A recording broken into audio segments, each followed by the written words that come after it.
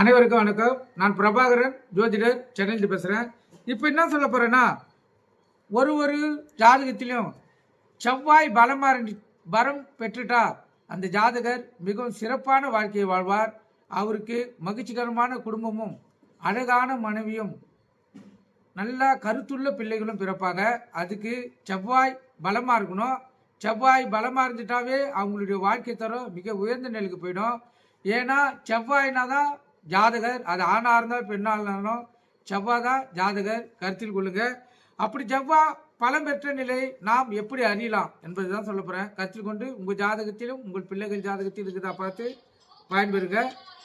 இப்போ செவ்வாய் பலம் பெற்ற நிலை பார்த்தீங்கன்னா, செவ்வாய்க்கு வீடு கொடுத்த கிரகம் கேந்திரம் அல்லது திரிகோணத்தில் நின்றால் செவ்வாய் பலம் பெறும்.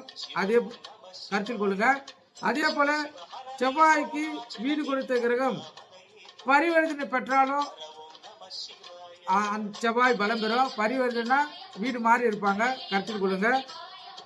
அதே போல செவ்வாய்க்கு சாரம் கொடுத்த கிரகம் கேந்திரம் அல்லது திரிகோணங்களில் அமைந்திருந்தாலும், அதாவது செவ்வாய்க்கு நட்சத்திரம் கொடுத்த எந்த கிரகம் கொடுக்குதோ அந்த கிரகம் கேந்திரம் அல்லது மற்றும் திரிகோணத்தை அமர்ந்திருந்தாலும் செவ்வாய் பலம் பெறும்.